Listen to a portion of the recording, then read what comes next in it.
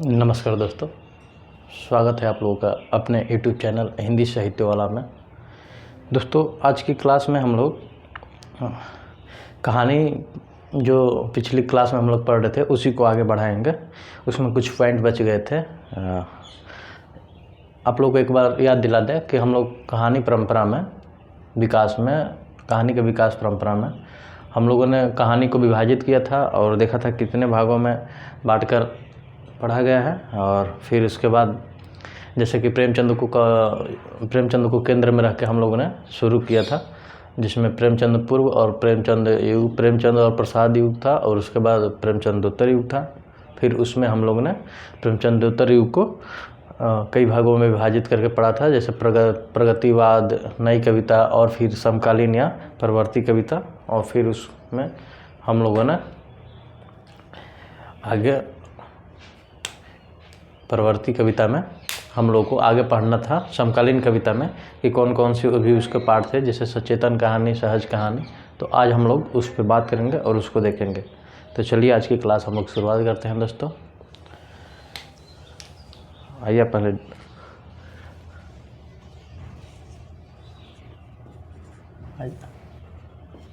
Date है 14।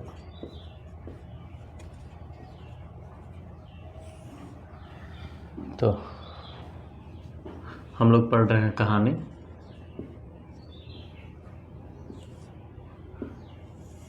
आइए आप लोगों को एक बार हम याद दिला दें।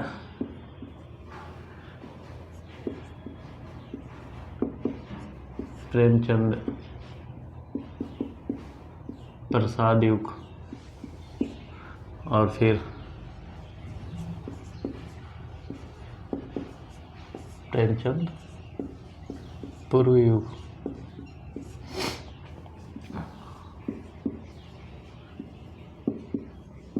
प्रेमचंदोत्तर युग और फिर हम लोगों ने यहाँ पे प्रेमचंदोत्तर युग में देखा था, जिसमें यहाँ पे था मार्क्सवादी या प्रगतिवादी, नहीं सॉरी दोस्तों, यहाँ पे था प्रगतिवादी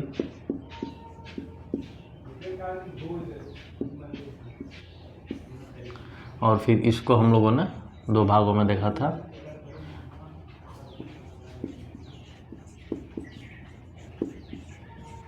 मार्क्सवादी विचारधारा में था और फिर एक था मनोविश्लेषणवादी।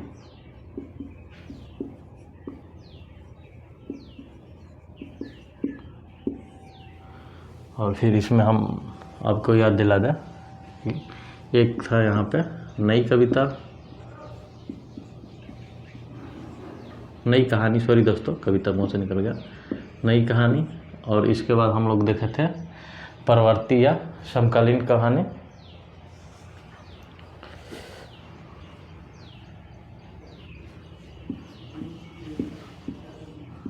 परवर्ती या समकालीन, इसको साठोर्ती भी कहते हैं दोस्तों, आप लोग नोट कर लीजिएगा। साठोर्ती, क्योंकि 1960 के आसपास शुरू हुआ था ना, तो इसको साठोर्ती कहानी परंपरा भी कह सकते हैं। तो साठोर्ती कहानी। और इसमें अब आप लोगों को याद दिला दें, यहाँ हम लोगों को पढ़ना था इतना दोस्तों। हम लोगों ने ये प्रेमचंद पूर्व युग, प्रेम प्रसाद युग, प्रेमचंदोत्तर युग, प्रगति, मार्क्सवाद, मनोविश्लेषण, नई कहानी, परवर्ती या समकालीन कविता में इसको शुरू करना था दोस्तों। बाकी ये 1 2 3 4 5 6 7 पॉइंट हो चुके थे, लास्ट वाला बचा था। और इसमें हम लोग को अब देखना था, जैसे कि इसमें पहला होता है कहानी, फिर उसके बाद दूसरा होता है समानांतर कहानी, समानांतर कहानी। और फिर इसी में तीसरा है सहज या जनवादी, हो जाएगा आपका जनवादी कहानी परंपरा, जनवादी। और फिर इसका अगला हो जाएगा आप लोगों का सचेतन,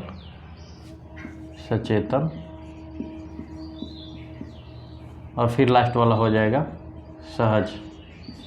सहज कहानी दोस्तों। और एक हो जाएगा आपका 6 नंबर सक्रिय। अगर यहाँ पे नहीं दिखाई दे रहा हो तो इसी में लिख लीजिएगा यहाँ पे 6 नंबर सक्रिय। तो ये हो गया दोस्तों, हम लोग एक एक करके इसको अच्छे से देखेंगे और पूरा करेंगे। तो ये आप लोगों को एक मोटा मोटा ढांचा बता दिए कि ये चीज़ें हम लोगों को कहानी परंपरा में पढ़नी थी। तो जिसमें दोस्तों हम लोग 7 पॉइंट समाप्त कर चुके थे। आज हम लोगों को परवर्ती कहानी पे चीज़ें शुरू करनी है, जिसमें षठवर्ती कहानी में कहानी, समानांतर कहानी, जनवादी, सचेतन, सहज और सक्रिय कहानी देखेंगे। तो चलिए आइए हम लोग शुरुआत करते हैं आज की क्लासेज। परवर्ती कहानी से शुरू करेंगे।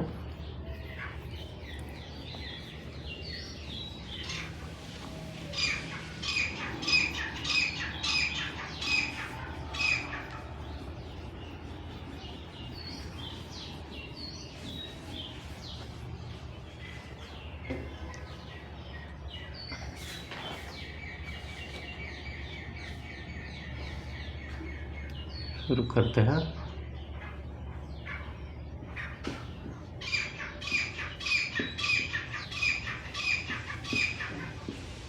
समकालीन या षठवर्ती कहानी। तो दोस्तों इसमें सबसे पहला हम लोग देखेंगे अकहानी।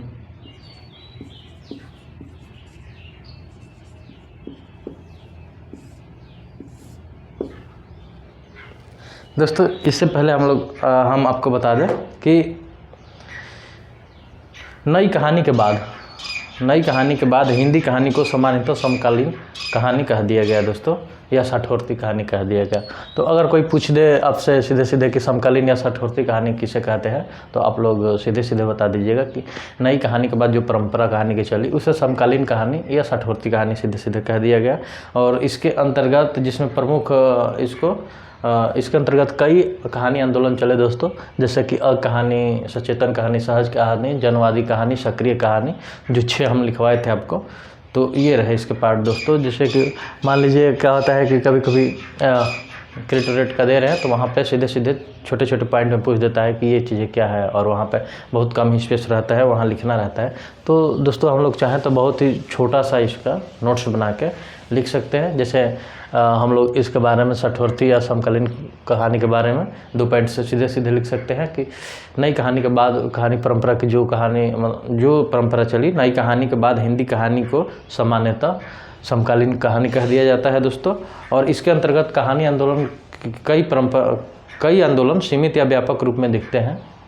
आप लोग चाहें तो लिख सकते हैं, लिख लीजिए कि नई कहानी के बाद हिंदी कहानी को सामान्यतः समकालीन कहानी या षठवर्ती कहानी कह दिया जाता है। और इसके अंतर्गत कई कहानी आंदोलन सीमित या व्यापक रूप में दिखते हैं, जिसमें प्रमुख है, और फिर लिख लीजिए इसमें अकहानी, समानांतर कहानी, जनवादी कहानी, सचेतन कहानी, फिर सहज कहानी हो जाएगा, और फिर लास्ट में हो जाएगा सक्रिय कहानी। तो दोस्तों ये रहा मोटा मोटा समकालीन षठवर्ती कहानी के बारे में। अब आइए हम लोग एक एक करके देखेंगे अकहानी। अकहानी परंपरा की शुरुआत दोस्तों 1960 से होती है, और इसका शुरुआत दोस्तों अकहानी का शुरुआत नई कहानी परंपरा के विरोध में, चाहे दोस्तों कह सकते हैं इसको कि अकहानी आंदोलन का सूत्रपात 1960 के दशक में नई कहानी के विरोध में हुआ था। तो एक पॉइंट इसका सीधे सीधे नोट कर सकते हैं दोस्तों कि नई कहानी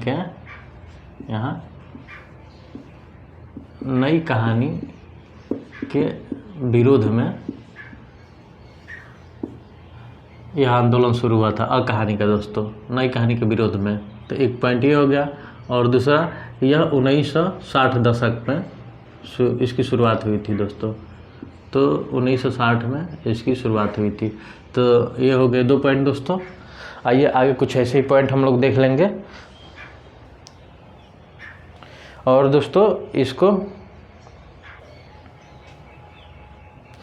गंगा प्रसाद बिमल की प्रश्न चिन्ह, दूधनाथ सिंह की रिक्ष और रविंद्रनाथ कालिया की 9 साल छोटी पत्नी, और नारायण की आकाश दबाव आदि अकहानी के कुछ प्रमुख उदाहरण हैं दोस्तों। जैसे आप लोग यहाँ नोट कर लीजिए, अकहानी के अगर कुछ उदाहरण पूछ देंगे दोस्तों कि अकहानी समय काल की जो रचनाएं हैं, तो हम लोग सीधे सीधे आइए देख लेते हैं यहाँ पे गंगा प्रसाद बिमल की। गंगा प्रसाद बिमल, इनकी कहानी है दोस्तों प्रश्न चिन्ह।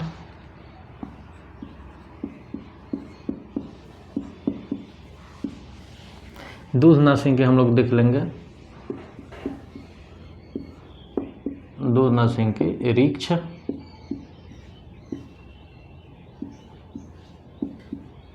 और फिर इसके बाद वो अच्छा है दोस्तों रविंद्रनाथ कालिया के देख लेंगे हम लोग।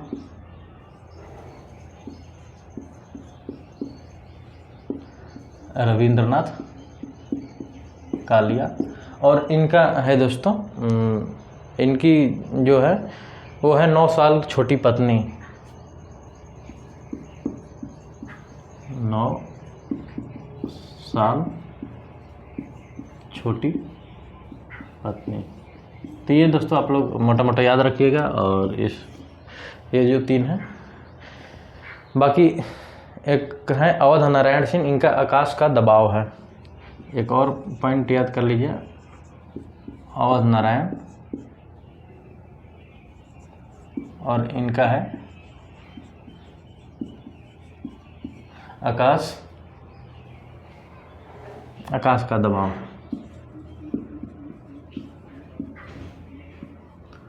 तो ये हो गया दोस्तों कुछ कहानी के बारे में मोटा मोटा पॉइंट कि नई कहानी के विरोध में शुरुआत हुआ था और फिर 1960 दशक में शुरुआत हुआ था। और दोस्तों इसमें जो है गंगा प्रसाद बिमल का प्रश्न चिन्ह से, दूध नरसिंह के रीक्ष से, और रविंद्रनाथ कालिया के 9 साल छोटी पत्नी से, और नारायण का आकाश का दबाव से दोस्तों कुछ प्रमुख उदाहरण हैं। और दोस्तों कहानी आंदोलन की प्रमुख विशेषताओं निम्नलिखित है। तो आइए दोस्तों इसकी विशेषताएं देख लेते हैं, क्या कहानी की विशेषताएं क्या हैं। दोस्तों आप लोग नोट करते चलिए, ये चीज़ें अभी तो ऐसा लगेगा कि ये सब फालतू चीज़ें हैं, पर जैसे एग्ज़ाम टाइम आएगा दोस्तों यही चीज़ें आप लोगों को पॉइंट वाइज बड़ी इंपॉर्टेंट रहेंगी दोस्तों। पेपर के नज़रिए से विशेषताएं में हम लोग नोट कर लेंगे दोस्तों। जैसे कहानी की विशेषताओं में 4-5 पॉइंट हम लोग नोट कर लेंगे, जैसे कि जीवन मूल्यों की तिरस्कार, जीवन के मूल्यों का तिरस्कार,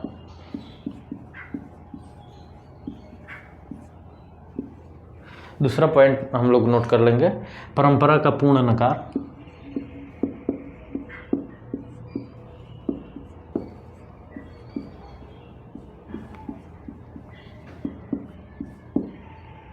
इसी में तीसरा पॉइंट हम लोग नोट कर लेंगे अतिशय आधुनिकता,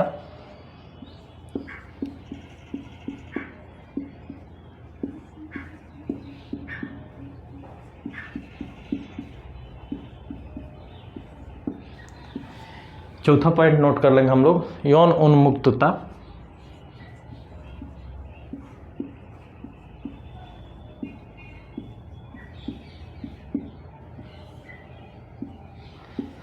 और पांचवा पॉइंट हम लोग नोट कर लेंगे इसी में शिल्पगत अमूर्तता।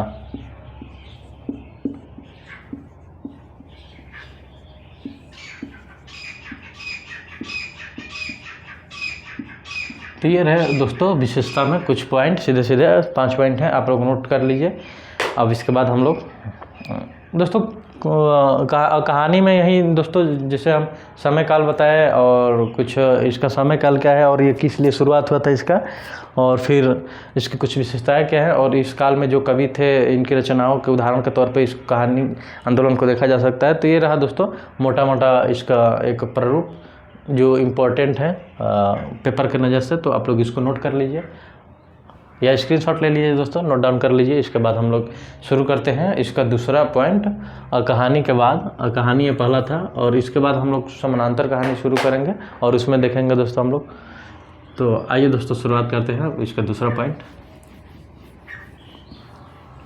आज की क्लास में दोस्तों कहानी परंपरा को इसका जो इतिहास था इसको समाप्त कर देना है। और अगले क्लास से जब हम लोग मिलेंगे तो कोशिश करेंगे कि जो कहानी हम लोग को पढ़नी है उस पर चर्चा करें और उससे संबंधित नोट्स बनाएं। तो चलिए शुरुआत करते हैं। दूसरा इसका रहेगा समानांतर कहानी। समांतर कहानी, समानांतर है दोस्तों, सॉरी, समानांतर कहानी। चलिए इसमें हम लोग देखते हैं कि इसमें भी देखेंगे 2-4 पॉइंट कौन कौन सा है, कौन कौन सा प्रमुख कवि है और इसकी विशेषताएं क्या है। तो ये दोस्तों 8वें दशक के कथाकार समानांतर कहानी आंदोलन, ये जो दोस्तों समानांतर कहानी आंदोलन थी 8वें दशक में कथाकार कमलेश्वर द्वारा चलाया गया एक महत्वपूर्ण कहानी आंदोलन था। तो दोस्तों इसमें हम लोग एक पॉइंट नोट कर सकते हैं सीधे तो यह कि कमलेश्वर द्वारा चलाया गया यह कहानी आंदोलन था। तो 8वें दशक में, तो लिख लेते हैं, लिख लीजिए 8वें दशक में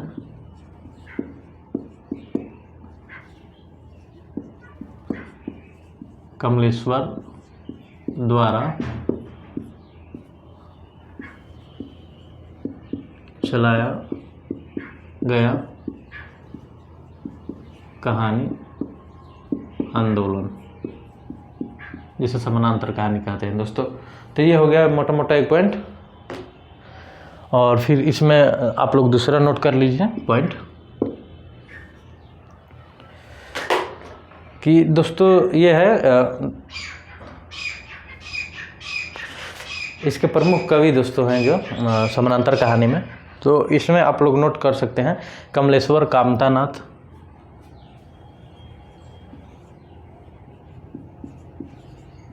कमलेश्वर जो इसकी शुरुआत किए थे, उसके बाद हैं कामतानाथ। इसी कहानी परंपरा में आ जाते हैं इब्राहिम शरीफ,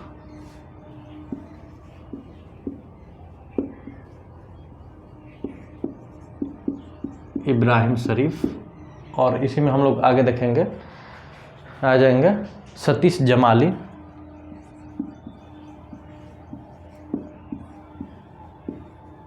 सतीश जमाली। और फिर लास्ट में इसमें दोस्तों इस आंदोलन में कुछ अन्य प्रमुख आदि भी थे, पर सबसे प्रमुख जो इस कहानी परंपरा में थे जो नाम 4 ये, इसको आप लोग नोट कर लीजिए।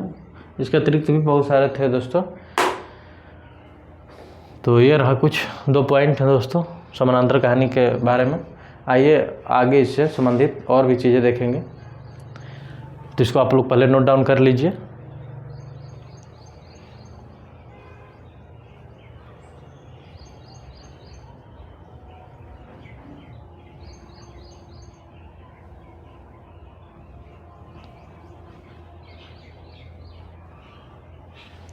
कुछ दोस्तों हम लोग कहानियाँ देख लेंगे समानांतर कहानी की कि कौन कौन सी कहानियाँ हैं।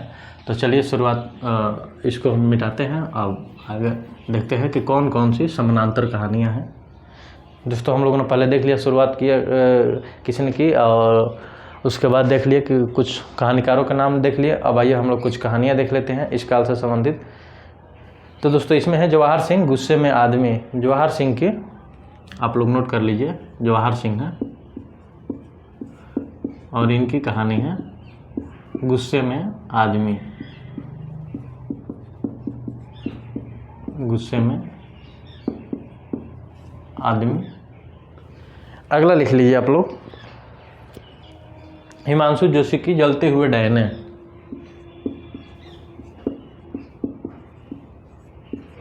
हिमांशु जोशी की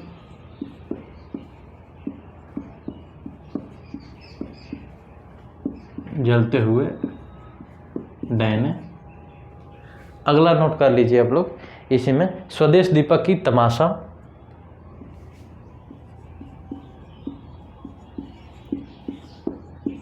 स्वदेश दीपक की कहानी है तमाशा।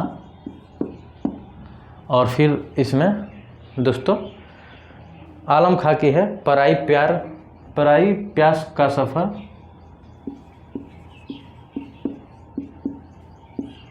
आलम शाह खां की है।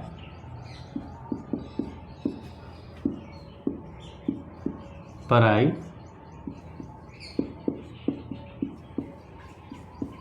प्यास का सफ़र। तो दोस्तों ये रहा कुछ मोटे मोटे कहानी और कहानीकारों के नाम दोस्तों। अब इसके अलावा दोस्तों हम लोग इसके कुछ प्रमुख विशेषताएं देख लेंगे। आप लोग इसे नोट डाउन कर लीजिए, स्क्रीनशॉट ले लीजिए, लिख लीजिएगा। दोस्तों अगर आप लोग नहीं लिखते हैं तो कम से कम स्क्रीनशॉट ले लीजिए, ये बाद में देखने के लिए एक नज़र में बहुत काम की चीज़ें हैं। आइए आगे देखते हैं हम लोग।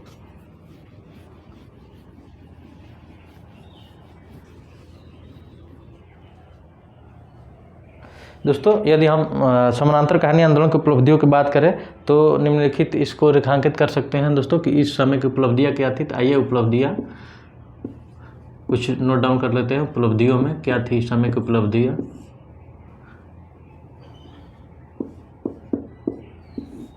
हेडिंग डाल दीजिएगा उपलब्धियां। और आइए इसमें कुछ देखते हैं।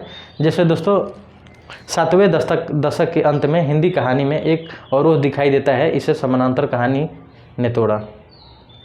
दोस्तों जब ये कहानी परंपरा शुरू हुई तो जब कहानी चल रही थी 7वें दशक में, ये तो 8वें दशक में इसकी शुरुआत हुई दोस्तों, लेकिन 7वें दशक के लास्ट में जब 8वें दशक शुरू होने वाला था तो दोस्तों इस एक अवरोध दिखाई दे रहा था। दोस्तों 7वें दशक के अंत में हिंदी कहानी में एक अवरोध दिखाई दे रहा था, जिससे ये कहानी परंपरा आई तो उससे वो अवरोध टूटा। और दूसरा है दोस्तों इसमें कि इसमें हिंदी कहानी को आत्मकेंद्रित अनुभववाद से मुक्ति दिलाई और इसमें व्यक्ति की असहायता, मूल्यहीनता, नैतिक संकट आदि के विस्तृत सामाजिक राजनीतिक परिप्रेक्ष्य में देखा गया। तो दोस्तों ये हो गया 2 पॉइंट। और आइए आप एक मोटा मोटा पॉइंट देख लेते हैं कि इसमें आम आदमी के संघर्ष के साथ साथ समग्र सामाजिक तंत्र कुशलता से रेखांकित किया गया है। तो दोस्तों ये रहे कुछ मोटे मोटे पॉइंट जो हम लोग समानांतर कहानी के बारे में जाने। अब हम लोग दोस्तों इसके अगला स्टेप बढ़ेंगे और जनवादी कहानी से परंपरा से संबंधित देखेंगे। तो आइए शुरुआत करते हैं जनवादी कहानी नंबर 3।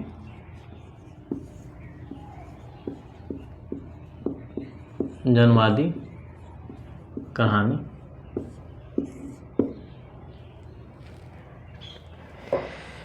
चलिए शुरुआत करते हैं जनवादी कहानी को। दोस्तों आज गर्मी बहुत ज़्यादा है, कुछ पसीना ज़्यादा ही हो रहा है। तो इसमें आप लोग पॉइंट नोट कर लीजिए कुछ। तो दोस्तों हिंदी कहानी की विकास यात्रा के 8वें दशक के अंत में जनवादी कहानी आंदोलन की पृष्ठभूमि बनती हुई दिखाई देती है। दोस्तों जैसे समानांतर कहानी चल रही थी 8वें दशक की शुरुआत में हुई थी, उसके जस्ट लास्ट में अंत तक आते आते जनवादी कहानी परंपरा की पृष्ठभूमि बनने लगती है। सामान्यतः सन 1982 में दिल्ली में जनवादी लेखन संघ की स्थापना के साथ जनवादी कहानी आंदोलन का आरंभ माना जाता है। तो दोस्तों हम लोग एक मोटा मोटा पॉइंट याद कर यहाँ पे लिख लीजिए कि जनवादी लेखन संघ की स्थापना के साथ साथ जनवादी कहानी आंदोलन की परंपरा माना जाता है 1982 में। तो जनवादी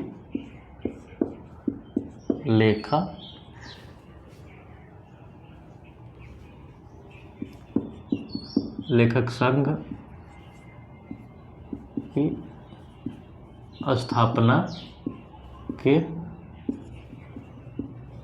के साथ साथ जनवादी कहानी परंपरा को प्रारंभ माना जाता है। और दोस्तों ये 1982 में दोस्तों 82 ईस्वी में। ये 2 पॉइंट नोट कर लीजिए कि कब जनवादी कहानी की शुरुआत हुई 1982 में, और ये जनवादी लेखन संघ की स्थापना के साथ साथ जनवादी कहानी आंदोलन का आरंभ माना जाता है। तो ये रहे दोस्तों 2 पॉइंट इसके बारे में। इसी में आगे हम लोग देख लेते हैं कि इस कहानी आंदोलन में जुड़े कई रचनाकार कहानी लेखक के क्षेत्र में सक्रिय रहे हैं, जिनमें कुछ नाम प्रमुख है दोस्तों, उनके हम नाम देखेंगे इसमें। तो आइए, ये हो गए 2 पॉइंट दोस्तों। इसके बाद हम लोग लेखक के नाम देख लेते हैं कि कौन कौन से लेखक इस जनवादी कहानी परंपरा में हैं। तो चलिए शुरुआत करते हैं। नोट कर लीजिए लेखकों के, कुछ प्रमुख लेखकों के नाम, जिनमें है रमेश उपाध्याय, असगर वजाहत, रमेश उपाध्याय, असगर वजाहत। और दोस्तों इसी में कुछ और भी नाम हम लोग नोट कर लेंगे। शिव मूर्ति, संजीव, सूरज पालीवाल, शिव मूर्ति, संजीव और सूरज, ये संजीव है दोस्तों, सूरज पालीवाल।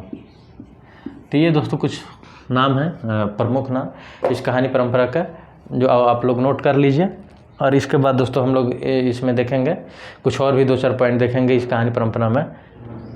दोस्तों जैसे था कि यह कहानी परंपरा सर्वहारा पर किए जा रहे शोषण के विरोध संघर्ष पर सर्वाधिक बल देती है। दोस्तों जो जनवादी कहानी परंपरा है, यह सर्वहारा पर किए जा रहे शोषण के विरोध में सर्वाधिक बल देती है और किसान मजदूर आदि के संघर्ष क्षमता को सजगता से उभारती है दोस्तों। तो ये आप लोग एक मोटा मोटा पॉइंट आप लोग इसमें नोट कर सकते हैं। और फिर इसके बाद हम लोग देखेंगे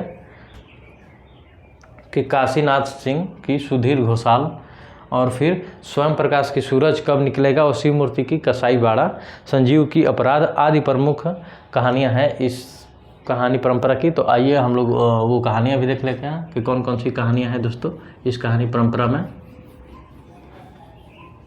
दोस्तों आप लोग ये नोट कर दीजिए, जब को रिलेटेड करेंगे ना एक दूसरे से, जब शुरुआत होगी या जैसे कहानी दोस्तों आएगा हम लोगों का, जैसे क्वेश्चन का तरीका है कि कालक्रम के अनुसार पूछते रहे, तो हो सकता है दोस्तों कि जैसे कि कहानीकार के जैसे गंगा प्रसाद बिमल के ही 1-2 कहानियाँ 3 कहानियाँ हैं आगे पीछे अलग अलग, तो दोस्तों दे देगा, पूछ देगा कालक्रम के अनुसार कौन सी कहानी आगे लिखी गई, कौन सी कहानी पीछे, आरोही क्रम और अवरोही क्रम में दोस्तों पूछ रहा है। तो इसलिए ये जो हम कहानी 4-5 लिखा रहे हैं, ये प्रमुख कहानी है, तो ये पेपर में आने का 90% से ज़्यादा संभावना है दोस्तों कि अगर कहानी पूछता है तो इसी तर्ज पे पूछ देता है दोस्तों कि ये है, ऐसे है, ये कहानी परंपरा है। तो दोस्तों मोटा मोटा हम लोग को पता होना चाहिए कि कौन सी कहानी कब लिखी गई थी। और दोस्तों लगभग वही हम उसी पैटर्न पे हम लोग चल रहे हैं और वहीं लिख रहे हैं, जैसे विशेषता है, कहानीकार है और कहानी का नाम है। दोस्तों यही 3-4 चीज़ें हैं जो बहुत प्रमुख है और पूछ रहा है ऐसे ही दोस्तों, तो उसी पॉइंट पर हम लोग नोट कर रहे हैं। तो आइए दोस्तों, जो 2-4 इसके लेखक हैं उनकी कहानियाँ हैं, तो काशीनाथ सिंह की सुधीर घोषाल, तो आइए नोट कर लेते हैं। काशीनाथ का सुधीर घोषाल। और फिर दोस्तों हम लोग देख लेंगे घोषाल, ठीक है दोस्तों, सुधीर घोषाल। स्वयं प्रकाश की सूरज का निकलेगा, एक नाम थे स्वयं प्रकाश, और इनकी कहानी है सूरज कब निकलेगा। और इसके बाद जो नाम है दोस्तों और कहानी हो तो बहुत मतलब प्रमुख है, क्योंकि कई बार पूछ चुका है, जैसे कि शिव मूर्ति की कसाई बाड़ा, शिव मूर्ति की कसाई बाड़ा, और ये कई बार पूछ भी चुका है दोस्तों। तो ये रहे कुछ मोटे मोटे रचनाकार और लेखक के नाम। इस क्योंकि एक संजीव है, संजीव का अपराध है, तो इसको भी नीचे नोट कर लीजिए। संजीव जो कहानीकार है, इनके हैं अपराध। तो ऐसे दोस्तों ये जन्मादि कहानी में कुछ मोटा मोटा पॉइंट था दोस्तों, प्रमुख कहानी जिसको हम लोग नोट किए, तो इसको नोट कर लीजिए। आइए अब आगे हम लोग देखते हैं।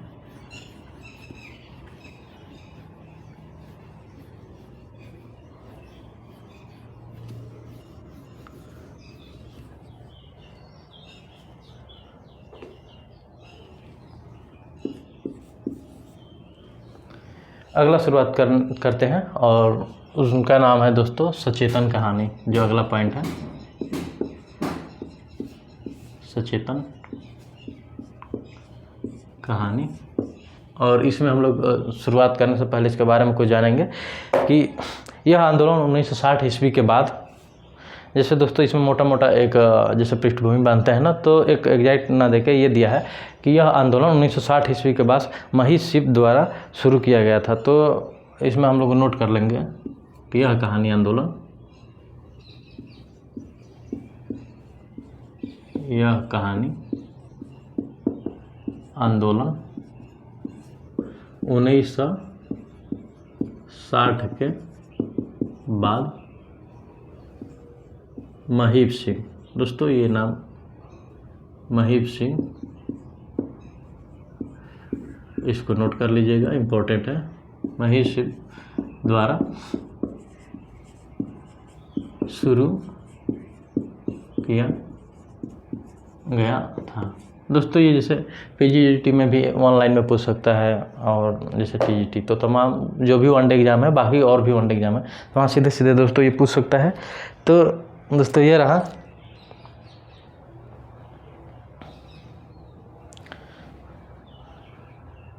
सचेतन कहानी में है दोस्तों, जैसे ये संघर्ष और जागरूकता का समर्थन किया है, और इसके कुछ प्रमुख उदाहरण हैं जैसे महीप सिंह की ही कुछ कहानी है, आइए देख लेते हैं। एक महीप सिंह की कहानी है, उसके जरिए हम लोग देख सकते हैं, और उस कहानी का नाम है किल। तो इसको भी नोट कर लीजिएगा दोस्तों, इस काल की ये कहानी है महीप सिंह की किल। और फिर इसी में एक और है शैलेश मटियानी की उसने नहीं कहा था। शैलेश मटियानी की कहानी है उसने नहीं कहा था। तो दोस्तों ये रहा, और शैलेश मटियानी की जो किताब है दोस्तों, इनकी रचना जो है उसने नहीं कहा था, इसको तो पढ़ते ही आप लोग के दिमाग में एक और रचना के नाम आया होगा। अब आप लोग बता दीजिए कौन सी वो रचना है, मैसेज में टाइप कीजिए कि कौन सी रचना है। हम अगली क्लास में देखेंगे कि कितने दोस्तों ने रिप्लाई किया है। एक किसी से मिलता जुलता नाम है दोस्तों, बस उसमें नहीं है, उसने कहा था, ये किसकी रचना है, और ये कि ये शैलेश मटियानी के है, उसने नहीं कहा था। तो ये दो अब रचनाएं दोस्तों सीधे सीधे याद आ जाएंगी देखते ही। तो दोस्तों ये रहा सचेतन कहानी में कुछ मोटा मोटा 2 लाइन कि यह कहानी परंपरा 1960 के बाद महीप सिंह द्वारा शुरू की गई थी। और फिर इसमें यह है कि ये दो कहानी है उसमें, तो देख सकते हैं इसके, और कुछ इसके बारे में और भी जानना चाहें तो इस कहानी जैसे इस कहानी परंपरा का महीप सिंह द्वारा ये दावा किया गया है कि नई कहानी तथा कहानी के दौर में कहानियों का संतरास और निरर्थकता बोध इतना ज़्यादा दिखती है कि जीवन के जीने की इच्छा खत्म होने लगती है। और दोस्तों सचेतन कहानी संघर्ष और जागरूकता का समर्थन करती है। तो दोस्तों ये रहा कुछ मोटा मोटा पॉइंट इस कहानी के बारे में। आइए आगे हम लोग देख लेते हैं।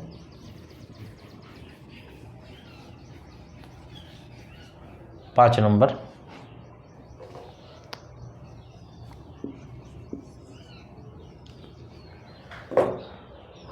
और इसको शुरुआत करते हैं। 5 नंबर में हो जाएगा दोस्तों आपका सहज कहानी। ये भी बहुत छोटा सा टॉपिक है दोस्तों, इसको हम लोग 2-4 पॉइंट में समाप्त कर देंगे सहज कहानी परंपरा में। और दोस्तों इस कहानी आंदोलन के प्रवर्तक अमृत राय थे, तो ये पॉइंट नोट कर लीजिए कि इसके प्रवर्तक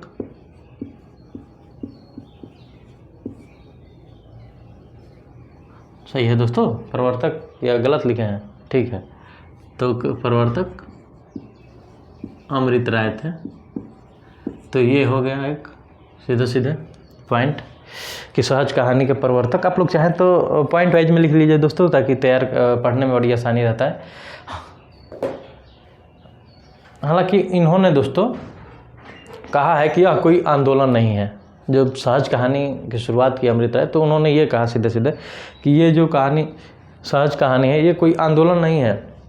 सहज कहानी का दावा है कि इतने सारे आंदोलनों द्वारा कहानी पर विचारधाराएं थोपे जाने के कारण वह मूल कथा रस खत्म हो गया है, जो कहानी का प्राण माना जाता था। दोस्तों ये कहते हैं कि जो थोपा गया है, तो सहज कहानी का दावा करते हैं कि इतने सारे जो आंदोलन द्वारा कहानी पर विचारधाराएं थोपी गई है, उससे कहानी का रस समाप्त हो जाता है दोस्तों। और वहीं कहानी का क्या बोल सकते हैं कि वहीं प्राण माना जाता है, जो रस होता है। जैसे पढ़ने लिखने से एक नहीं है दोस्तों कि रस की जो प्राप्ति है तो उसे रस कहते हैं।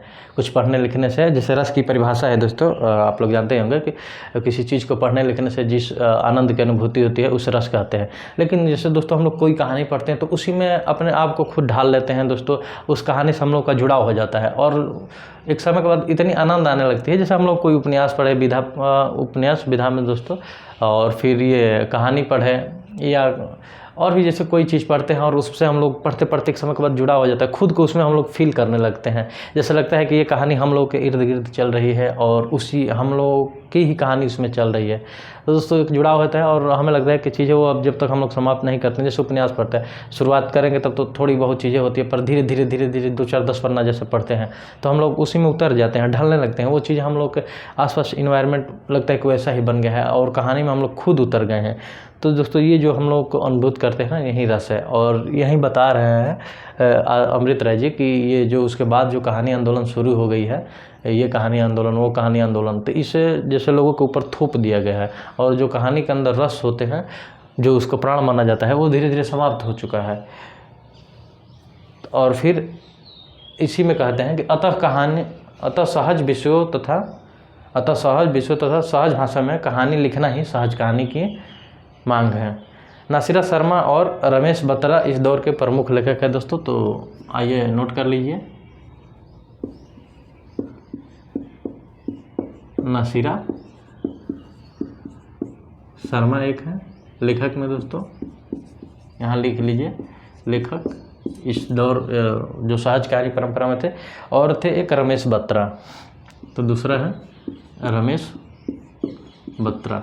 तो दोस्तों ये हो गए कि प्रवर्तक कौन थे, ये कहानी कब शुरू हुई, और फिर इसमें इसके बारे में जाने हैं कि इस कहानी का उद्देश्य कोई आंदोलन नहीं था। ये था कि जो कहानी आंदोलन इससे पहले शुरुआत हुए थे उससे चलते वो जैसे लोगों पर थोप दिया जाता था, जिससे कहानी के जो रस थे वो समाप्त हो जाते थे, जो कि कहानी का प्राण माना जाता है। और फिर इसी में जो दो लेखक थे दोस्तों, नासिरा शर्मा और रमेश बत्रा। नासिरा शर्मा है दोस्तों, नसीरा नहीं नासिरा है यहाँ पे। तो इन दो लेखकों का नाम याद कर लीजिए, हो सकता है कि कहीं पूछ दे। तो दोस्तों ये रहा कुछ मोटा मोटा पॉइंट इसमें जो सहज कहानी में देखते हैं। आइए अब हम लोग देखते हैं अंतिम 6 नंबर सक्रिय कहानी। इसको 6 बना लीजिए, 5 को बड़ी आसान है, धीरे से। अच्छा चलिए, इससे आसान है ये, 6 नंबर लिख देना। और इसमें हम लोग देखेंगे सक्रिय कहानी।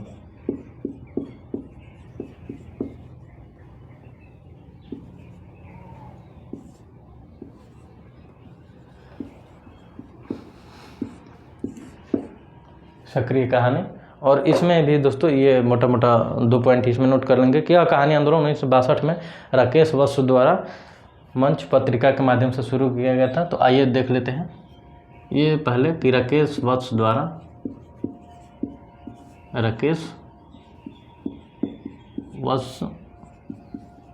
इस कहानी परंपरा की शुरू की गई थी, सक्रिय कहानी के द्वारा शुरुआत। दूसरा पॉइंट नोट कर लीजिए, 1962 ईस्वी में कब शुरू हुई थी यह परंपरा, तो 1962 ईस्वी में। और एक और पॉइंट नोट कर लीजिए कि मंच पत्रिका द्वारा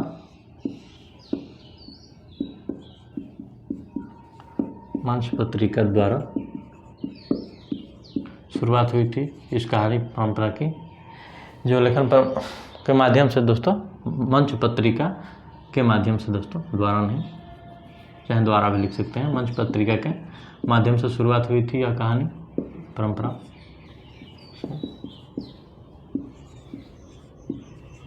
शुरुआत दोस्तों ऐसा नहीं है, कुछ हमारे स्टूडेंट ही, मान लीजिए स्टूडेंट ही हैं, आप क्लास कर रहे हैं तो स्टूडेंट ही कहेंगे ना, बाकी वो सहपाठी भी रह चुके हैं कभी।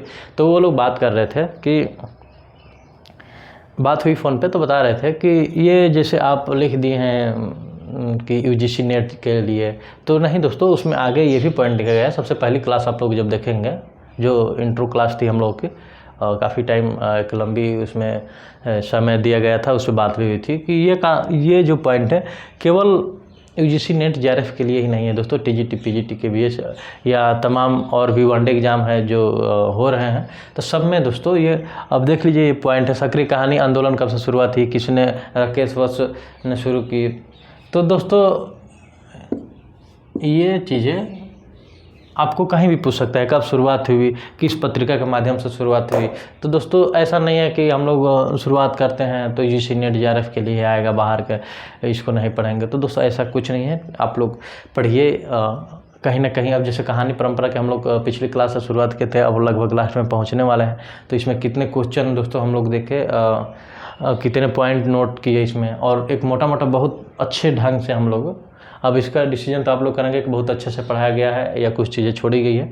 अब आप लोग इस पर प्रतिक्रिया देंगे कि हाँ सर यहाँ पे ये पॉइंट छोड़ी गई है, आप इस पर थोड़ा चर्चा कर दीजिए, तो चर्चा करेंगे। और नोट्स भी करवाना होगा तो आप लोगों को नोट डाउन भी करवाया जाएगा। लेकिन हम अपनी तरफ से नहीं चाहते हैं दोस्तों, लगभग सारी चीज़ें जो बहुत इंपॉर्टेंट पॉइंट है और विशेषकर कि परीक्षा की नज़र से, तो सारी चीज़ें यहाँ पर हम लोग नोट करवा देते हैं। बाकी अगर इसके अलावा भी आप लोग से छूट जाता है हमसे कुछ, तो आप लोग सजेस्ट ज़रूर कीजिए।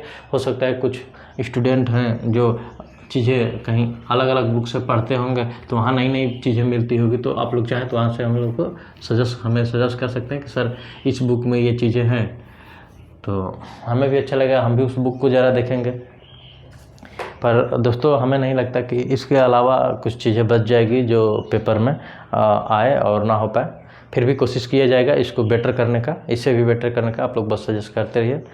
और दोस्तों इसके बाद हम लोग कहानी परंपरा में दोस्तों तमाम तरह के, अब तो और जैसे कि दलित कहानी, दलित विमर्श, स्त्री विमर्श, इस पर दोस्तों बात होती है। तो आइए कुछ हल्का, मतलब मोटा मोटा हम लोग थोड़ा दलित विमर्श और फिर इस पे स्त्री विमर्श पे बात कर लेंगे हम लोग। तो चलिए शुरुआत कर लेते हैं दलित विमर्श की, जो वर्तमान में बात हो रही है।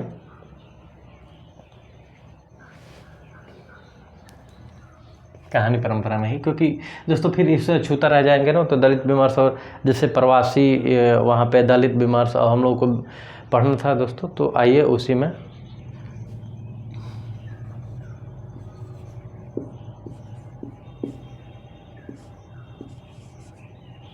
देखिए नोट चल नहीं रहा है ये।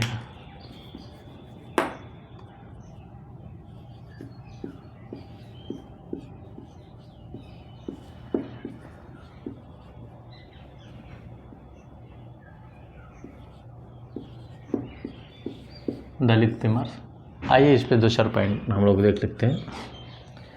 सबसे पहले दोस्तों हिंदी कहानी में दलित चेतना को 2 भागों में बांटकर देखा गया है।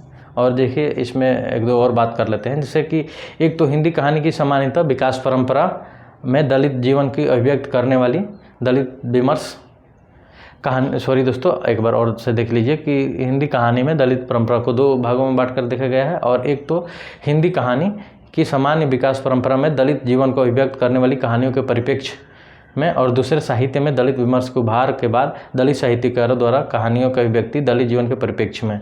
तो ये 2 पॉइंट हो जाएंगे दोस्तों, आप लोग चाहें तो नोट कर लीजिए कि सबसे पहले आइए हम लोग नोट कर लेते हैं कि 2 भागों में बांटकर देखा गया है हिंदी कहानी में। तो यहीं से दोस्तों बांट देते हैं 2 भागों में, और कौन कौन से हैं दलित कहानी को हिंदी साहित्य में 2 भागों में बांटकर देखा गया है। और पहला है दोस्तों, एक तो है कहानी की सामान्य विकास परंपरा में दलित जीवन को अभिव्यक्त करने वाली कहानियों के परिप्रेक्ष्य में। तो दलित जीवन को अभिव्यक्त करने वाली, दलित जीवन को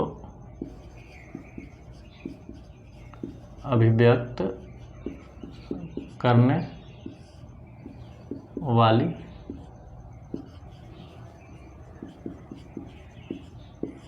कहानियों के परिप्रेक्ष्य में।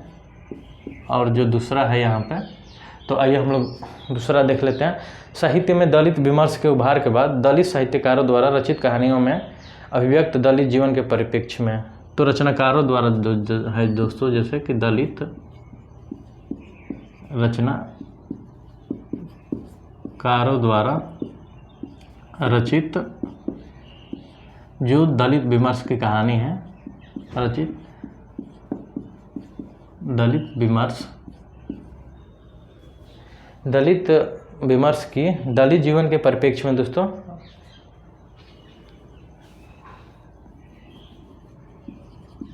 रचित अभिव्यक्त कहानी योग्य परिप्रेक्ष्य में दलित रचनाकारों के रचित कहानियों के परिप्रेक्ष्य में। ठीक है दोस्तों, तो दोस्तों देख लीजिए हिंदी साहित्य में, हिंदी कहानी परंपरा में दोस्तों दलित विमर्श को दो पार्ट में बांटा गया है, जैसे दलित जीवन को अभिव्यक्त करने वाली कहानियों के परिप्रेक्ष्य में और दलित रचनाकारों द्वारा रचित अभिव्यक्त कहानियों के परिप्रेक्ष्य में। तो ये हो गया दोस्तों दो मोटा मोटा पॉइंट। और फिर इसमें हम लोग देखते हैं कहानी की सामान्यतः विकास परंपरा में सर्वप्रथम प्रेमचंद की कहानी के जीवन दलित व्यापक अभिव्यक्ति दिखाई देती है। जैसे प्रेमचंद की कुछ कहानियों से दोस्तों हम लोग दलित कहानी परंपरा को भी उसमें भी देख सकते हैं दोस्तों। हालांकि कुछ विवाद भी बहुत है दोस्तों इस पर। कुछ लोग मानते हैं एक कहानी है जैसे कि बूढ़ी काकी है दोस्तों, उसमें हालांकि स्त्री जो है उनके पक्ष में देख सकते हैं बूढ़ी काकी की स्थिति जैसे हाल योग है दोस्तों। तो तमाम कहानियां हैं जिसमें हम लोग देख सकते हैं प्रेमचंद जो द्वारा भी कहानियों में दलित से संबंधित कहानियों। तो आइए आगे हम लोग पढ़ेंगे, तो आइए इसमें देख लेते हैं। उनके उपरांत प्रेमचंद के उपरांत दोस्तों निराला जी, राहुल शंकरत्यायन, यशपाल आदि महत्वपूर्ण कहानीकार हैं। मार्कंडे हैं, अमरकांत है, शिव प्रसाद सिंह है, राजेंद्र आदि स्वतंत्रोत्तर कहानीकारों की कहानियों में दलित जीवन की अभिव्यक्ति हुई है दोस्तों। तो ये रहे कुछ रचनाकार, आइए देख लेते हैं कौन कौन से। हम अभी नोट डाउन आप लोगों को करवा देते हैं लिख के।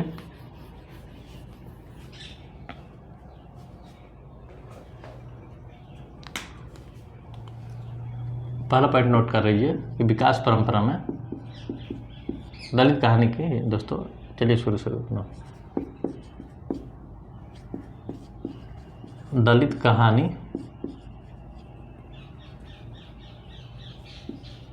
की विकास परंपरा में कुछ लेखकों, प्रमुख लेखकों के नाम आगे लिख लीजिएगा दोस्तों। प्रमुख लेखकों के नाम प्रेमचंद सबसे पहले, उसके बाद निराला, उसके बाद राहुल शंकरत्यायन,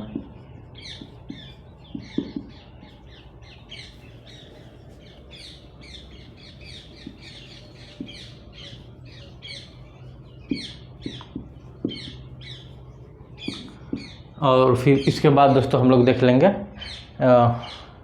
यशपाल भी हैं इन्हीं में, मार्कंडे, और फिर दोस्तों राजेंद्र यादव, उदय प्रकाश, राजेंद्र यादव, उदय प्रकाश आदि। तो दोस्तों ये रहे कुछ प्रमुख कहानीकार जिनके कहानियों में हम लोग दलित कहानी से संबंध पे कहानियाँ कुछ देख सकते हैं। इनकी कहानियों में दलित विमर्श से संबंधित। तो दोस्तों ये रहे। अब दोस्तों जैसे हम लोग देख सकते हैं प्रेमचंद जी के प्रवर्ती यथार्थवादी कहानियों में ठाकुर का कुआं, सदगति, दूध का दाम, मुक्ति मार्ग और कफन आदि दलित चेतना की दृष्टि से कहानियाँ हैं दोस्तों। और फिर आगे हम लोग चलिए देखते हैं कि गैर दलित कहानीकारों द्वारा लिखी गई कहानी दलित संवेदना के स्वातंत्र्योत्तर कहानी में मार्कंडे का हल युग है दोस्तों, और उदय प्रकाश है, टिप्चू है, मुद्रा राक्षस की, फरार मलवा राजा से बदला लेगी, रमणिका गुप्ता की है, बहू जुठाई। तो इत्यादि ऐसे ऐसे कहानीकार है दोस्तों और कहानियाँ हैं। और फिर आइए आगे हम लोग देख लेते हैं इसी में। आइए कुछ नोट भी कर लेते हैं कहानियों के नाम, जैसे कि बाकी हम लोग समाप्त किए उसी तरह दलित विमर्श में भी हम कुछ कहानियों के साथ समाप्त करेंगे इसको। तो आप लोग नोट कर लीजिए। प्रेमचंद के प्रवर्ती यथार्थवादी कहानीकार जैसे दोस्तों मंत्र कहानी, इसमें नोट कर लीजिए दलित विमर्श से जिसमें संबंधित है दोस्तों कहानियाँ कुछ दलित विमर्श से। हम लोग केवल कहानियों को नाम लिखते हैं दोस्तों। जैसे लिख लीजिए आप लोग मंत्र, सदगति, दूध का दाम, कफन, ये सब दोस्तों कहानी जो है, ये जो अभी 4 हम नाम बताए, ये सब इससे संबंधित है दोस्तों दलित विमर्श से। और आगे दोस्तों हम लोग आगे भी नोट कर लीजिए, गैर दलित कहानीकारों द्वारा लिखी गई दलित संवेदना के स्वातंत्र्योत्तर कहानी में जी लिख लीजिए मार्कंडे की हल योग, उदय प्रकाश की टिप्चू, ये दोस्तों बार बार पूछा भी है कितनी बार, मुद्रा राक्षस की फरार मालवा राजा से बदला लेगी, मुद्रा राक्षस की है फरार मालवा राजा से बदला लेगी। और अमरिका गुप्ता की है दोस्तों बहु जुठाई। तो ये रहे कुछ कहानी दोस्तों और जो इम्पोर्टेंट है, और फिर आगे दोस्तों हम लोग देखेंगे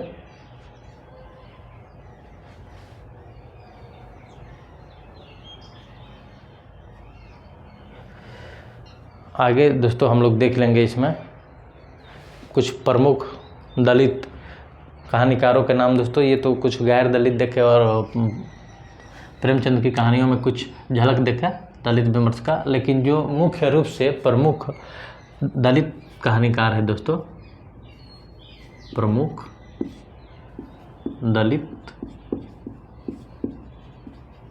कहानीकार, तो उनके नाम हम लोग यहाँ दोस्तों नोट करेंगे। जैसे दोस्तों है मोहनदास नैमिषराय, इसको ज़रूर नोट कर लीजिएगा दोस्तों, क्योंकि अगर ये पूछता रहता है कि दलित कहानीकारों का नाम बताइए, तो मोहनदास नैमिषराय, मोहनदास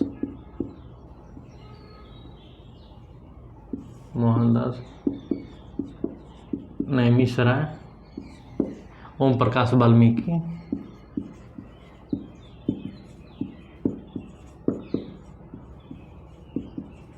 ओम प्रकाश वाल्मीकि। और इसी में आगे आप लोग नोट कराइए, नोट कीजिए, हम लिखवा रहे हैं जयप्रकाश करदम, जयप्रकाश करदम, जयप्रकाश करदम दोस्तों आप लोग नाम याद रखिएगा, इस पे कुछ बात हम आगे बताएंगे। ये हम लोग के आगे भी नाम आने वाले हैं, और ये क्यों इतना विशेष है, क्यों हम बोल रहे हैं नाम याद करने के लिए, तो इसकी चर्चा हम उसी टाइम करेंगे। बस आप लोग अभी याद रखिएगा नाम जयप्रकाश करदम, और इसको आप लोग हाईलाइट कर लीजिए। ये क्यों इतना इम्पोर्टेंट हम नाम बता रहे हैं, इस पर भी चर्चा करेंगे आप लोगों को। आगे लिख लीजिए सूरजपाल सिंह चौहान, शिवराज सिंह बेचैन, इसी में दोस्तों सूरजपाल सिंह चौहान, शिवराज सिंह बेचैन।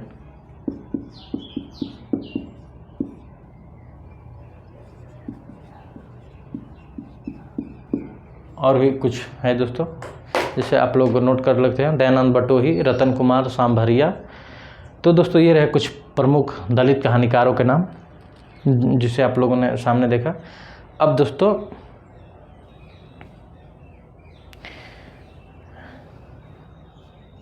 दलित महिला कहानीकारों का कुछ नाम नोट कर लीजिए। ये जैसे कि दोस्तों ये तो कुछ रहे पुरुष कहानीकार ही दोस्तों कहेंगे ना, तो पुरुष कहानीकार। अब कुछ महिला दलित कहानीकारों का नाम नोट कर लेते हैं।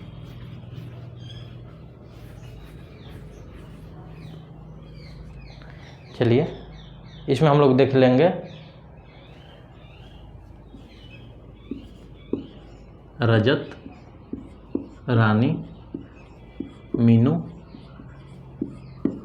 ये दलित महिला कहानीकार हैं दोस्तों। और फिर देख लेंगे कावेरी सुशीला टक भौरे,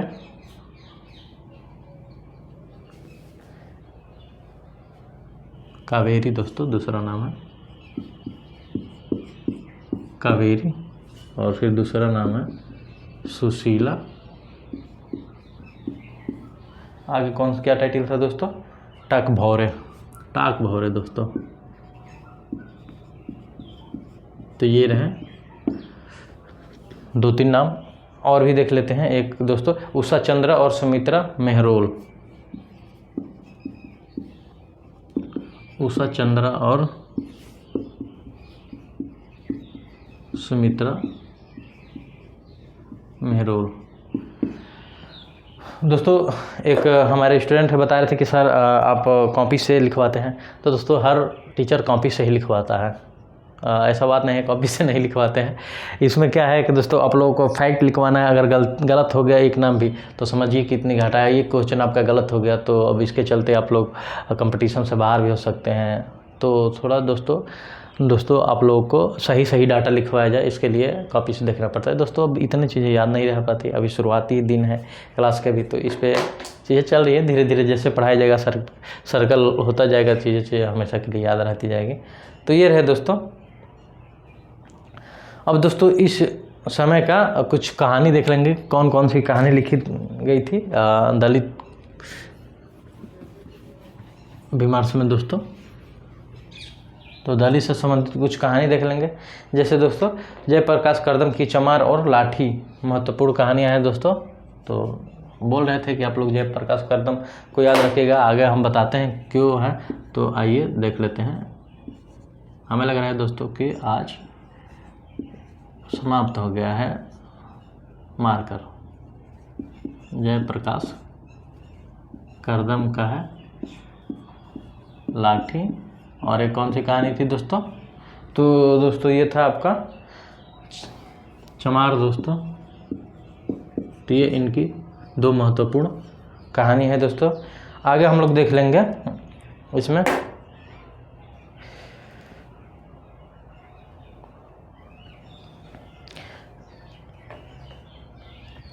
महिला कहानीकारों में दोस्तों हम लोग देख लेंगे महिला कहानीकारों की भी कुछ रचनाएं हैं, उसको भी मोटे ढंग पर हम लोग आइए देख लेते हैं। और दोस्तों उससे पहले हम लोग ओम प्रकाश वाल्मीकि की एक कहानी है सलाम, इसको नोट कर लीजिए। ओम प्रकाश,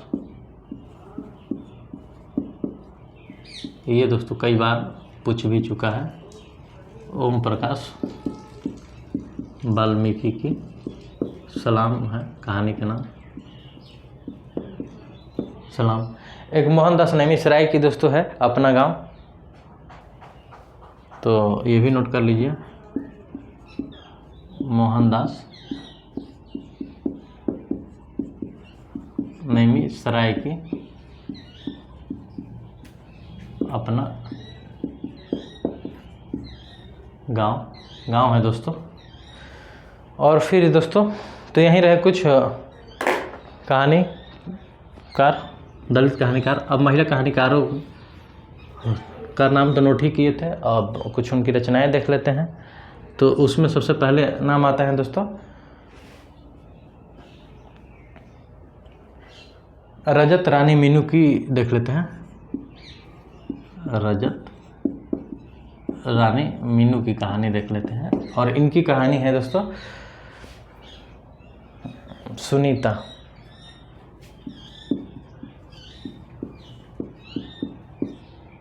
दूसरा हम लोग नाम देख लेंगे इसमें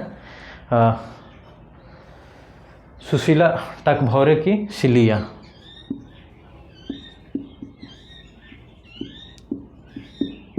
सुशीला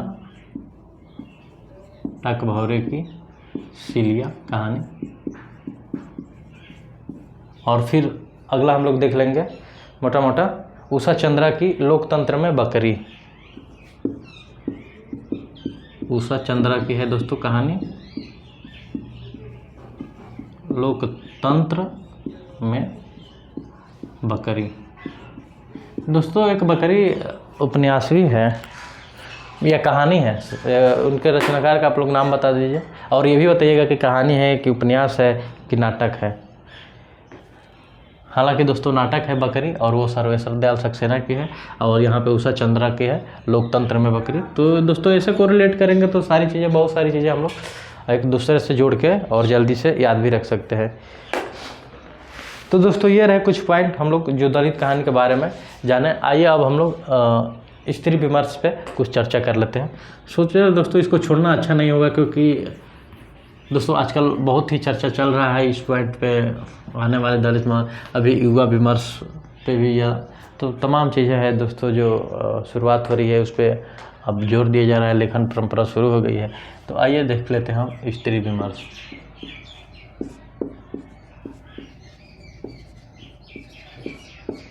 कुछ काम भी दोस्तों अच्छा खासा होता है, शुरुआत होती है तो कुछ उसमें बवाल भी हो जाते हैं।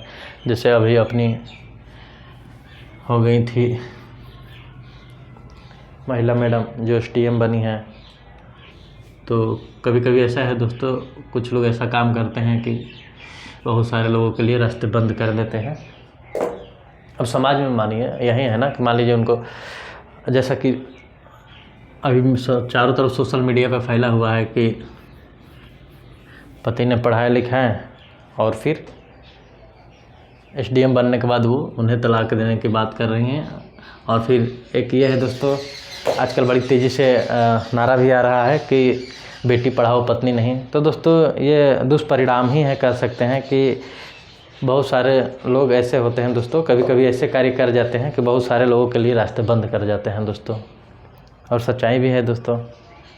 अब बताइए कौन पढ़ाएगा, कौन अपनी वाइफ को भेज के बाहर पढ़ाएगा। और फिर अब तो दोस्तों अभी डाटा एक पता चला था दोस्तों कि प्रयागराज से 136 जो थे तैयारी करने वाले UPPSC या UPSC एस्पायरेंट महिला, उनको उनके पति या घर वाले अपने घर बुला लिए हैं। तो दोस्तों है ये चीज़, क्या करेंगे। खैर छोड़िए, चलिए आप लोग लगे रहिए। चलिए अब शुरुआत करते हैं, एक और देख लेते हैं। लास्ट पॉइंट है ये स्त्री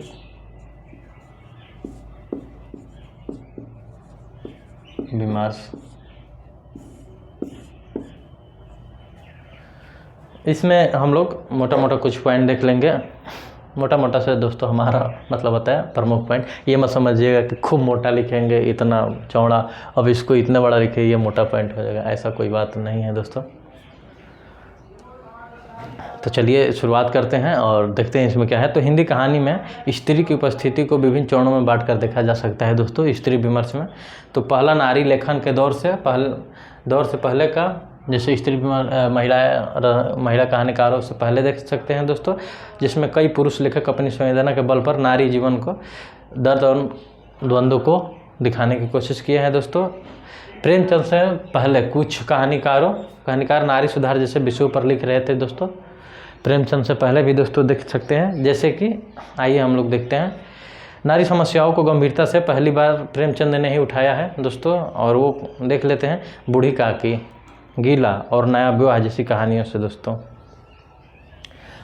नारी विमर्श पे बात दोस्तों कहने का मतलब यही है कि कहानी लेखन जो महिला कहानीकार थी, जो अपनी संवेदनाएं खुद लिख सके। जैसे दोस्तों एक कहा गया है, बड़ी सुंदर टाइटल है कि अगर घोड़ा पे बात लिखनी है तो घोड़ा बनना ज़रूरी नहीं है कि घोड़ा ही लिखे दोस्तों, उसकी अनुभूतियों को और उसकी संवेदनाओं को व्यक्त किया जा सकता है महसूस करके दोस्तों। तो ऐसे ही है कि प्रेमचंद ने भी कुछ कहानी लिखी है जिसमें स्त्री से संबंधित चीज़ें दिखाई गई है, जैसे बूढ़ी काकी है, गीला है, नया विवाह है। तो इन कहानियों में स्त्री की दशाओं को दिखाया गया है कि कैसी है दोस्तों, और उनकी समस्याओं को उभारा गया है। आइए आगे देख लेते हैं कि जैनेंद्र है दोस्तों, वो भी मनोवैज्ञानिक कहानीकार हैं, और ये भी अपनी कहानियों के द्वारा एकदम नज़दीक से नारी की समस्याओं को देखने की चेष्टा की है दोस्तों। इसके बाद आ जाता है दोस्तों दूसरा चरण, वह है जहां महिला स्वयं साहित्य के क्षेत्र में उतरी और अपनी संवेदना, दर्द, पीड़ा लिखने की कोशिश की दोस्तों। तो एक ये हो गया महिला कहानीकारों से पहले प्रेमचंद, जैनेंद्र आदि को कहानियों में दोस्तों हम लोग महिला की जो प्रॉब्लम थी, जैसे बूढ़ी काकी है दोस्तों, गीला है, नया विवाह है, तो इसमें दोस्तों हम लोग इस कहानियों के जरिए महिला स्त्री की हम लोग दर्द पीड़ा के बारे में जानने की कोशिश की है दोस्तों। और ये जो लेखक है अपने कहानियों के ज़रिए दिखाने की कोशिश समस्याएं किए हैं। लेकिन जब महिला कहानीकारों ने लिखना शुरू किया दोस्तों, तब से उसमें पूरी अपनी दर्द पीड़ा, अपनी संवेदना बहुत अच्छे से दर्शाई दोस्तों। तो ये दूसरी परंपरा थी दोस्तों जिसमें स्त्री विमर्श से संबंधित बातें होने लगी। तो आइए इसमें भी हम लोग देखते हैं। तो इसमें दोस्तों हिंदी कहानी लेखन में एक अस्थायी प्रवृत्ति उपस्थित के स्तर पर महिला कहानीकार लेखक विशेषतः स्वतंत्रता के बाद की परिघटना है दोस्तों। हिंदी में नव लेखन का दौर 1950 से 1975 ईस्वी तक कहा जा सकता है दोस्तों। नई कहानी में महिला लेखिकाओं का हस्तक्षेप पहली बार बढ़ता हुआ दिखाई देता है, जिसमें दोस्तों देख सकते हैं महिला कहानीकारों में मनु भंडारी हैं, और फिर उसके बाद कृष्णा सोबती है, उषा प्रियवंदा है, नासिरा शर्मा है, और फिर दोस्तों उसके बाद है मेहरुनिसा परवेज, अलका सरावगी आदि है दोस्तों महिला कहानीकार। और फिर दोस्तों जिन महिला रचनाकारों ने हिंदी कहानी के क्षेत्र में अपनी ठोस उपस्थिति दर्ज की है, उसमें कुछ प्रमुख नाम है दोस्तों। मनु भंडारी है दोस्तों, और फिर उषा प्रियवंदा है जो हैं ही दोस्तों। तो मनु भंडारी के आइए कुछ दोस्तों हम लोग देख लेते हैं यहाँ पे कहानी। इसमें दोस्तों बस यही खास है, दो चार चरण बताए दोस्तों कि स्त्री विमर्श पहले दोस्तों, जैसे कि आइए देख लेते हैं दोस्तों। इसको दो भाग में हम लोग देख सकते हैं। एक महिला कहानीकार जो अपनी पीड़ा लिख रही हैं, महिला कहानीकार, और एक तरफ जो है पुरुष जो महिला कहानीकारों के आने से पहले ही, जब ये नई कहानी के समय ये लोग अपना कहानी लेखन शुरू की दोस्तों, उससे पहले ही है कुछ रचनाकार पुरुष कहानीकार कह सकते हैं दोस्तों, जो महिला के दर्द पीड़ा को दिखा रहे थे दोस्तों। जिसमें सबसे पहले हैं प्रेमचंद, और इनकी कहानी दोस्तों गीला, बूढ़ी काकी, और फिर नया विवाह। इनके जरिए दोस्तों हम लोग देख सकते हैं इसमें स्त्री विमर्श से संबंधित। बूढ़ी काकी में देखिए दोस्तों कि अपनी माँ को, वो बेचारी को खाने के लिए बेचारी तरसती रहती है, घर में उसको बंद कर दिया जाता है शादी के दिन, जब उसकी रहता है पौत्री का शादी दोस्तों। तो फिर लास्ट में जब सब खाना वाना खा कर सो जाते हैं, तो वो जूठी पतल पे कैसे जाके पूरी वो खाती है, फिर वो छोटी बच्ची का दृश्य है। तो दोस्तों बहुत ही, ये कहानी तो आप लोग पढ़ेंगे तो मतलब अब क्या बताए, आप लोग का सिहर जाएगा। और फिर गीला ही कुछ ऐसी कहानी है, नया विवाह कुछ ऐसी कहानी है। जैनेंद्र भी थे दोस्तों जो इससे पहले लिखने का कार्य किए हैं महिला कहानी का, महिला के समस्याओं पे दोस्तों, और ये नज़दीक से मतलब उनकी जानने की कोशिश किए हैं। महिला के शोषण को, वंचनाओं को ये उभारे हैं दोस्तों अपने कहानियों से। तो ये रहे कुछ दोस्तों, और उसके बाद ये रहे दोस्तों कुछ नाम। और फिर आइए महिला कहानीकारों में नाम देख लेते हैं। तो महिला कहानीकारों में दोस्तों मनु भंडारी, उषा प्रियवंदा ये हैं दोस्तों। तो आइए मनु भंडारी को पहले हम लोग देख लेते हैं। मनु भंडारी और इनकी ये कुछ रचनाएं हम लोग देख लेते हैं। तो मनु भंडारी में है मैं हार गई यही सच है,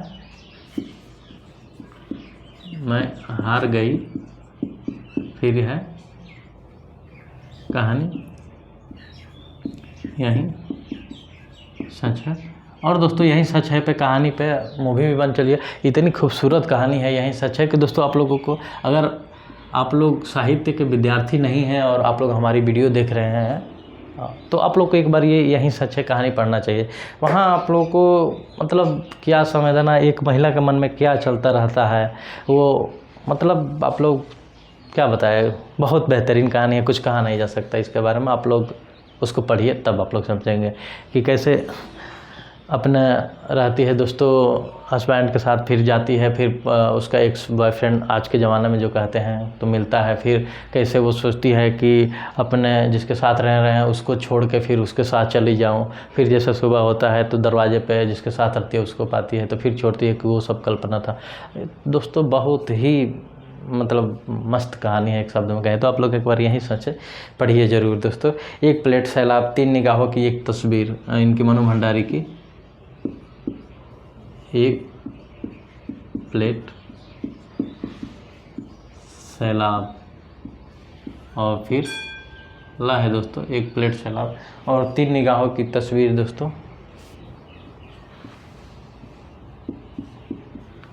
तीन निगाहों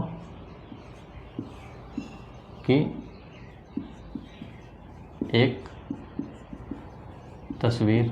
तो ये रही दोस्तों कुछ स्त्री विमर्श से संबंधित कुछ कहानियाँ।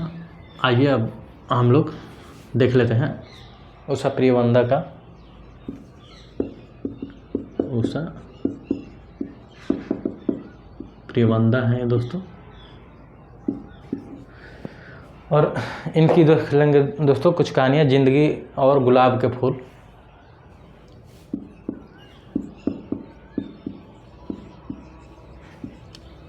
जिंदगी और गुलाब के फूल। दूसरा है दोस्तों इनकी कहानी में फिर बसंत आया।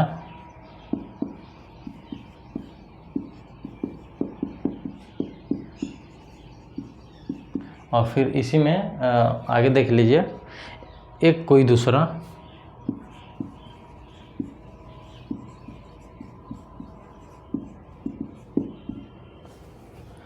और कितना बड़ा झूठ लास्ट है, कितना बड़ा झूठ। तो दोस्तों मोटा मोटा हम लोग ने कहानी परंपरा इतिहास को 20वीं सदी तक, और फिर इसमें हम लोग आगे ये महिला कहानीकारों के बारे में भी, स्त्री विमर्श, दलित विमर्श, ये भी चीज़ें हम लोग देख लिए। तो दोस्तों हमारी तरफ से तो ये कहानी इतिहास जो विकास शुरू हुआ था उसको तो हम लोग हमारी तरफ से तो समाप्त होता है। आप लोग इसको नोट डाउन कर लीजिए या स्क्रीनशॉट ले लीजिए।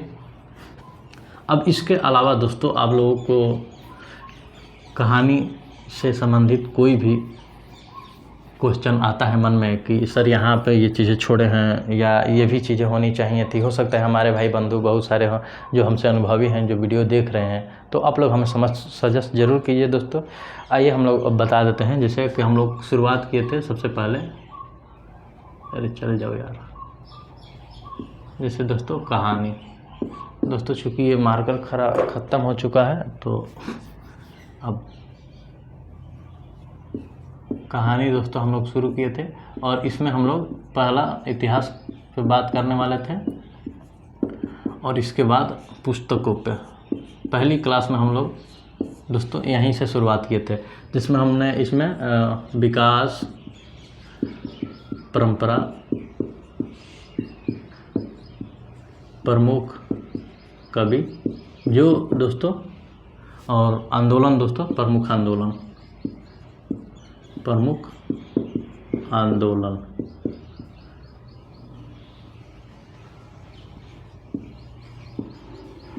प्रमुख आंदोलन। तो दोस्तों हम लोग ये मोटे तौर पे देख लीजिए कि एक हम लोग उसका ढांचा तैयार किए कि इसका इतिहास क्या था, कहानी का कौन कौन से प्रमुख आंदोलन थे, कौन कौन से प्रमुख कवि थे, उनका नाम जाने, कुछ रचनाओं के भी नाम जाने, कुछ कहानी आंदोलन के विशेषता के बारे में भी हम लोग पढ़े, और एक अच्छे ढंग से दोस्तों उसको बोल सकते हैं ग्राफ के ज़रिए भी, और मोटे मोटे तौर पे ज़्यादा हम लोग लिखने पर ना फोकस करके समझने की कोशिश किए, और उस पर हम लोग नोट्स भी बनाए। अब आप लोग बनाए कि ना बनाए, हम तो बनाए हैं भैया, और उसी से पढ़ाते हैं। आप लोग भी बनाइए ताकि आगे चल के बहुत ही आप लोगों को ये चीज़ें फ़ायदेमंद हो जाएगी। तो हम लोगों ने समाप्त किया इतिहास दोस्तों, इतिहास तो हम लोगों ने समाप्त कर दिया। अब हो गई बात पुस्तक की। तो पुस्तक से मतलब है दोस्तों जो अब 21 कहानियाँ हैं हम लोग की सिलेबस में, इसको पढ़ने की। तो अब हम लोग कहानी की शुरुआत करेंगे, और कहानी की शुरुआत दोस्तों 21 जो कहानी है कैसे पढ़ना है इस पर आज हम चर्चा कर दे रहे हैं। अगली क्लास से आप लोग पढ़ के आइएगा तो उस पर क्वेश्चन करेंगे, हल करेंगे, और इससे संबंधित भी दोस्तों इतिहास से संबंधित आप लोग क्वेश्चन हल कीजिएगा, और फिर कहाँ फंस रहा है चीज़ें, कहाँ चीज़ें जहाँ क्लियर नहीं हो पाई उसे हमें बताइएगा। तो जैसे पुस्तक की बात करें दोस्तों, तो पुस्तक में जो 21 पुस्तक है, तो मान के चलिए दोस्तों हम लोग प्रेमचंद की कफन पढ़ रहे हैं। प्रेमचंद की कफन कहानी जब हम लोग पढ़ेंगे, चाहे कोई भी कहानी दोस्तों 21 में, चाहे वो राजेंद्र बाला घोष की चंद्रदेव से मेरी बातें हो, चाहे दुलाई वाली हो, स्टार्टिंग की जो कहानी है दोस्तों सिलेबस में, वो आप लोग 2-3 कहानियाँ पढ़ के आइएगा, उस पर चर्चा किया जाएगा। तो जैसे हम लोग जैसे मान लीजिए अपन कहानी शुरू कर रहे हैं, तो सबसे पहले हम लोग इसका कथा सार जानेंगे कि कहानी में है क्या। दोस्तों कहानी अगर पढ़ेंगे दोस्तों, आप लोग कहेंगे, आप लोग का जैसा मन होगा तो कहेंगे, तो कहानी अच्छे से पढ़ के भी आपको point wise line by line पढ़ लिया जाएगा। पर दोस्तों कहानी हमारे अनुसार तो यही रहेगा कि आप लोग पढ़ के आइए, अपना टाइम कहानी पे दीजिए, क्योंकि दोस्तों अगर सारी चीज़ें केवल पढ़ाई जा रही है तो वो चीज़ें हम मानते हैं अच्छी बात है, आपको यहाँ सारी चीज़ें कवर करा दी जाएगी, लेकिन आप लोग जब वो कहानी खुद पढ़ेंगे ना, तो जब सामने आपके जो भी टीचर हैं या आपके सहपाठी जब उस पर बात करेंगे, तो आप लोगों को दिमाग में वो माइंड मैप पहले से ही बनता रहेगा, बस उस पर चर्चा होगी तो वो चीज़ें आपको रिवाइज होगी और बहुत जल्दी याद होगी। तो हम लोग जैसे पढ़ेंगे तो शुरुआत करेंगे, कथा सार शुरू करेंगे, उसके बाद पात्र के बारे में जानेंगे, पात्र या चरित्र के बारे में, फिर कहानी के बारे में जानेंगे दोस्तों, कुछ महत्वपूर्ण बिंदु तो लिख देते हैं, कुछ महत्वपूर्ण बिंदु कि कहानी में क्या है, कब लिखी गई थी और कौन कौन से इसमें शैली वगैरह और जो भी महत्वपूर्ण तत्व आते हैं दोस्तों कहानी में, जितनी चीज़ें इंपॉर्टेंट हैं जान सकते हैं, लिख सकते हैं। और प्रीवियस ईयर में इस कहानी से संबंधित कैसे कैसे क्वेश्चन आ चुके हैं, उसी आधार पे हम लोग आगे की प्रक्रिया शुरू करेंगे। तो दोस्तों यह रहा एक ढांचा, जैसे हम लोग आगे कहानी समाप्त करेंगे। तो दोस्तों आज की क्लास हम लोग अब यहीं समाप्त करते हैं। अगली क्लास में आप लोग कहानी पढ़ के आइए और हम लोग उस पर चर्चा करते हैं। तो दोस्तों आज की क्लास अब यहीं पे समाप्त करते हैं। और दोस्तों आप लोगों को एक बार और हम बात बता दें कि आप लोगों ने बड़ा अच्छा रिस्पांस दिया है हम लोगों को यूट्यूब पे जब से चैनल शुरुआत किए हैं, और आप लोगों ने लाइक, सब्सक्राइब और शेयर भी किए हैं, और अच्छा खासा दोस्तों सब्सक्राइब भी हो गया है। आज की जैसे हम लोग लग रहा है कि पिछले 6-7-8 क्लास शुरू किए हैं दोस्तों, उससे पहले भी शुरू किए थे, तो 1-1.5 महीने के अंदर दोस्तों 300 प्लस सब्सक्राइबर हो गए हैं दोस्तों। लेकिन दोस्तों और भी आप लोग अपने स्टूडेंट जो भी हैं, आपके दोस्त मित्र, उनको शेयर कीजिए और दोस्तों सब्सक्राइबर बढ़वाइए और लाइक सब्सक्राइब कीजिए, ताकि हम लोग एक अच्छे प्लेटफॉर्म पे काम कर सके। और उसके लिए कुछ और भी स्टूडेंट आएंगे तो कंपटीशन बढ़ेगा दोस्तों, पता चलेगा कि हाँ ऐसा क्या होता है कि हम पढ़ रहे हैं, ठीक है, क्लास अपने दोस्त को नहीं बताते हैं, होता है दोस्तों, हम सबकी बात नहीं कर रहे हैं। तो आप लोग जब ऐसा आप आएंगे, आपके दोस्त पढ़ेंगे कुछ, तो वो भी लोग कुछ पढ़ेंगे, आप भी कुछ पढ़ेंगे, तो आप दोनों लोग चीज़ें आप आपस में डिस्कशन कर सकते हैं, अच्छे से एक नोट्स तैयार कर सकते हैं, उस पर चर्चा कर सकते हैं। दोस्तों अगर जल्दी एग्ज़ाम निकालना है तो आप जुड़े रहिए हमेशा और पढ़ते रहिए, अपने दोस्त को भी लाइए, शेयर कीजिए, क्योंकि दोस्तों आप जुड़े रहेंगे ना तो रोज़ कुछ ना कुछ चीज़ें अपडेट होती रहेगी। क्या होता है कि हमारे पास नोट्स है पर हम पढ़ते नहीं है, रखा है, हाँ एग्जाम आएगा तो 1 महीने पढ़ लेंगे दोस्तों, और इसीलिए कहीं नेट होकर रुक जाता है, तो कहीं 2 नंबर से, कहीं 4 नंबर से रुकता है। और जो विद्यार्थी कंटिन्यू लगे रहते हैं 3-4 महीना, माइंड में बैठाइए कि अब नवंबर आने वाला है, तो ये भाई हमें इसको निकाल लेना है, क्योंकि अब हमें बार बार पेपर नहीं देना है, क्योंकि 500-600 रुपये फ़ी भी हो गई है दोस्तों फॉर्म की। तो ये मत वेट कीजिए कि अब की बार देख लेते हैं और अगली बार अच्छे से भरेंगे। अच्छा से कभी नहीं आता है दोस्तों, यहीं अच्छा है और यहीं लास्ट। एक होता है ना कि यहीं रात अंतिम, यहीं रात भारी, आप लोग सुने होंगे ये शाम, तो यहीं पेपर लास्ट और यहीं पेपर पहला मान के आप लोग पेपर दीजिए और शुरुआत कीजिए दोस्तों। तो चलिए आज की क्लास अब बंद करते हैं दोस्तों, और बस ठीक है दोस्तों, थैंक यू, धन्यवाद आज की क्लास के लिए।